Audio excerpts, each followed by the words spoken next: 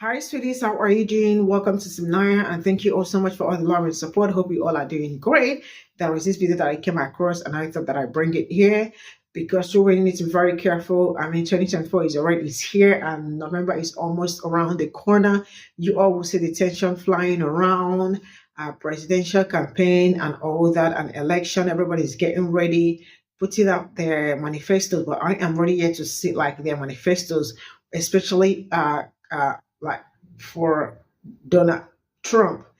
Kamala Harris also haven't seen her manifesto, but I am also going to root for somebody that would be very somebody that would do well for my community, because I don't want somebody that will take my community to where they are back from Jim Crow and all that will take them back to Jim Crow and the rest of it. Like this JD Vance that is Donald Trump's vice president. You all can see some of the videos that I am seeing about him are not super encouraging and the rest of it. But all I can say is that I hope that we are really very wide awake and we know what is happening around us, that we are woke like as forever, and make sure we do the right thing, because in the end, if we do not do the right thing, some people's rights will be taken away. Police brutality has always been on the rise, and the rest of our policing, mass incarceration, and and all that's happening around. So we all can really do our very best and make sure that we also participate in this coming election. You know what? Let's get into this. So, riddle me this. How would you like your value to only be based upon if you have conceived children or not? See, this is JD Vance, and he is the vice presidential nominee for the Republican Party. And he believes those with children should have more rights in the say of this country than those without. What, you think I'm kidding? Hold on. When you go to the polls in this country as a parent, you should have more power. You should have more of an ability to speak your voice in our democratic republic than people who don't have kids. Let's face the consequences and the reality. If you don't have as much of an investment in the future of this country, maybe you shouldn't get nearly the same voice. Now, people will say, and I'm sure the Atlantic and the Washington Post and all the usual suspects will criticize me about this in the coming days. Well, doesn't this mean that non-parents don't have as much of a voice as parents? Doesn't this mean that parents get a bigger say in how our democracy functions? Yes, absolutely. Yeah. What do you all find these small dick energy, mediocre white men Republicans? Because this your man's. This is y'all man's. And you need to come get your man's. So basically what JD Vance told you all is that no matter what the reason is, if it's because you have a medical condition that prevents you from having children, you've had an accident that somehow interferes with you having children, or you go through extensive IVF treatments and you still haven't got to that point where you can have children yet, he's saying that your rights, your access, your vote should count less by virtue of you not having children to the people who do, no matter what. Well, JD Vance, if that's the case, right, then how are you all cutting SNAP benefits to people with children? Because they're supposed to have more rights and privileges, right?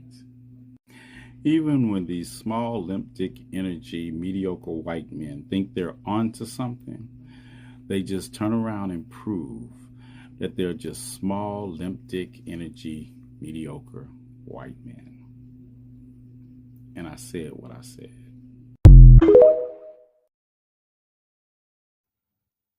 I've been trying to figure out why Donald Trump chose JD Vance to be his VP, and frankly, I can't think of a worse choice. JD Vance is everything Donald Trump is, only worse, and somehow even less articulate. For example, we know that 64% of Americans support abortion and reproductive health access, but JD Vance is on record calling for a national abortion ban. We know that 86% of women support IVF, and at least 1 in 10 women trying to conceive have used fertility care.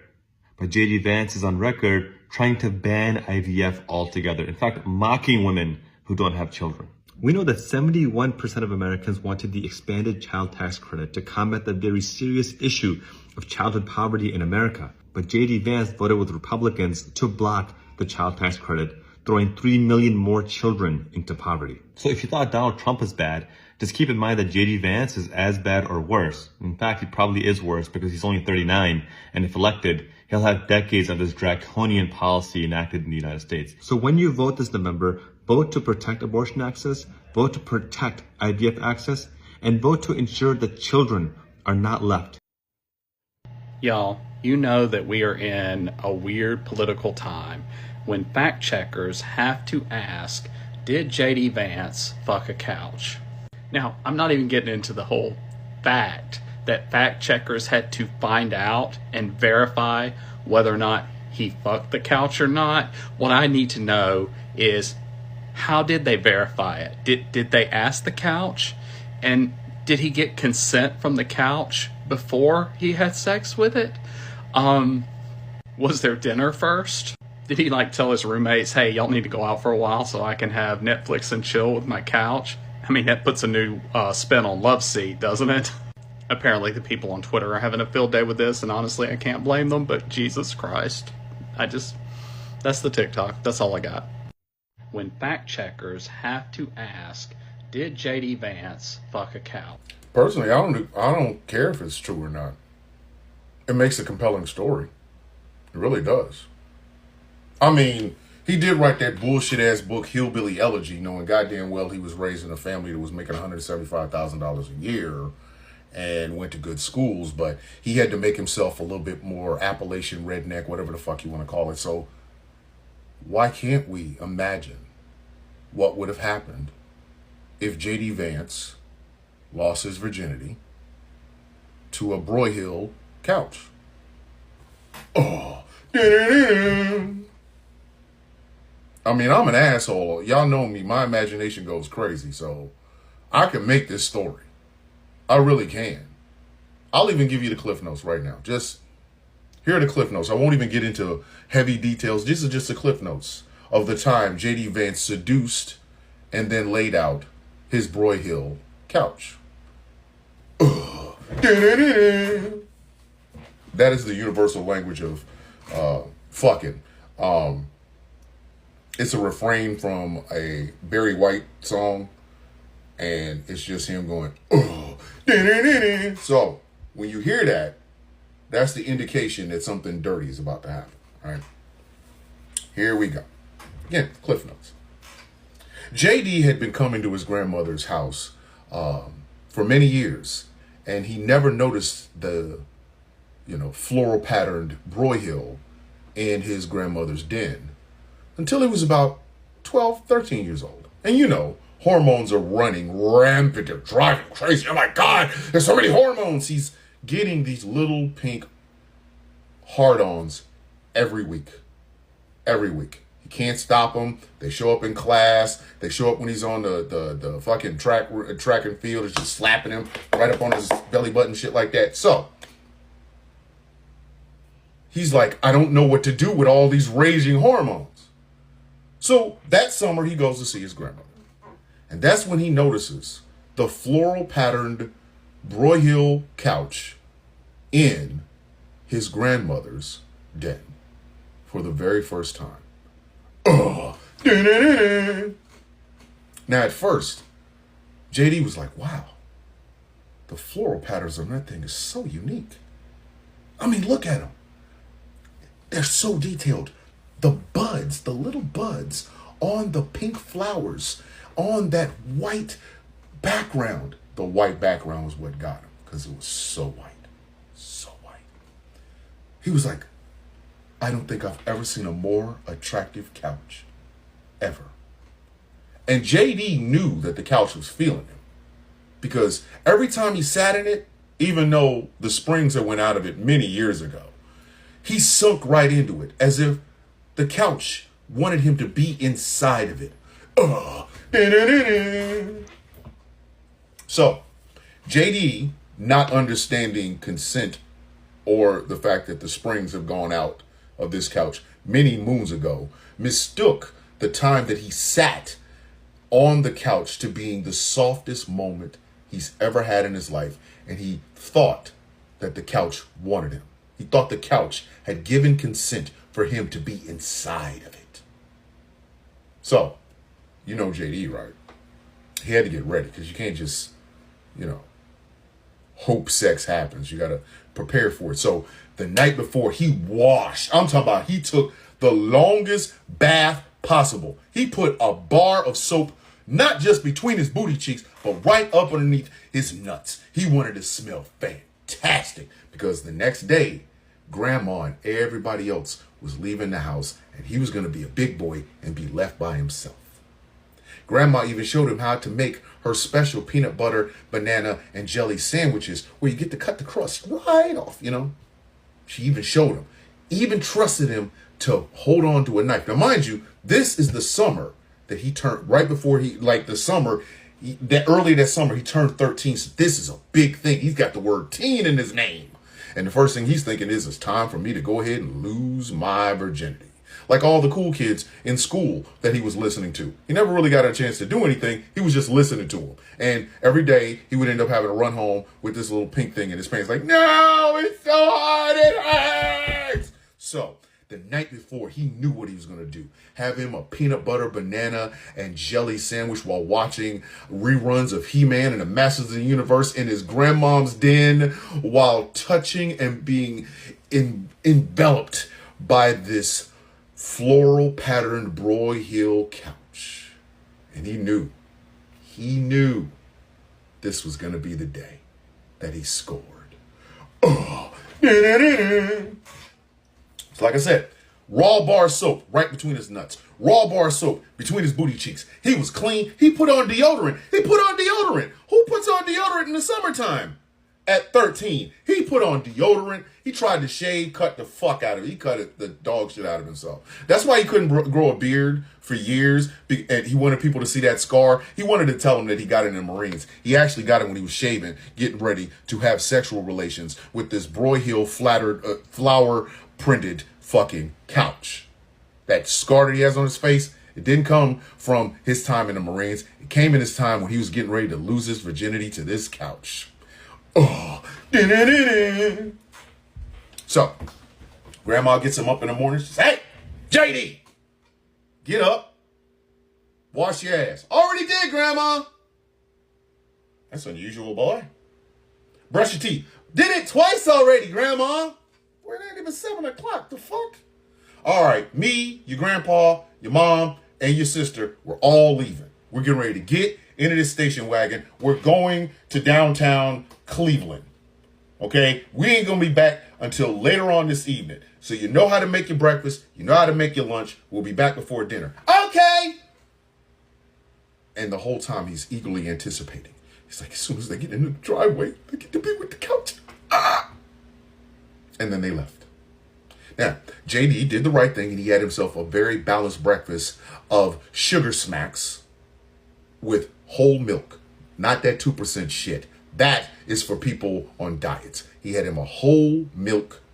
He had whole milk and his sugar smacks with the frog. Dig 'em! Anyway, then he cleaned up the front room like he was supposed to, and it almost around noon, when the reruns of He-Man was supposed to start, he made his move. He went in, put on some Brute, because, that's the only, cologne that was there. He goes in, turns off the lights, and there's that Broyhill floral patterned couch. And he says, "You've been wanting me, haven't you?" Couch says nothing, of course, because it's a fucking couch. No, don't be shy. I know you've been waiting for this a very long time. I brought you a peanut butter, banana, and jelly sandwich for our festivities. I even washed underneath my balls just so I could be clean for you. Now, mind you, he didn't have a condom, but then he thought about it. Hey, if the couch gets pregnant, couch just gonna have to take this kid. You know what I mean? He eats his sandwich. He offers the couch a little bit, but the couch is too busy trying to get him to come all the way in. You know what I mean? He's like, "Oh, she's so anxious. Oh my God, the couch really wants me." And after the sandwich, right before the second commercial break of He-Man and the Masters of the Universe. Remember the one where he had to say his words backwards in order to be able to turn into He-Man? Yeah, that one. He made his move. He started kissing gently on the arms of the couch. Then he touched his buttons. He could feel that the couch was really excited. And then, because he has no fucking technique whatsoever, doesn't understand anything about pleasing a woman, let alone a broyhill couch, he got on top. And those cushions that have been there since 1978 just enveloped him. And you could see him, pants down to his ankles, feet hanging over one of the arms of the couch, getting it in. Oh,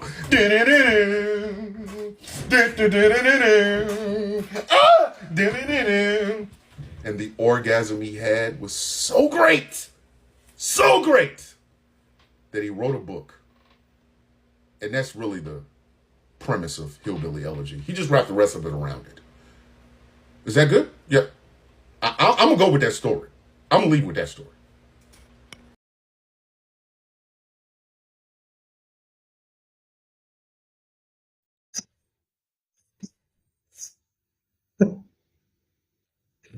Ooh, this is all I got from this video, really. This 2024 election is going to really be very wild. You all can already see what is going on and all the stories coming up and the rest of it.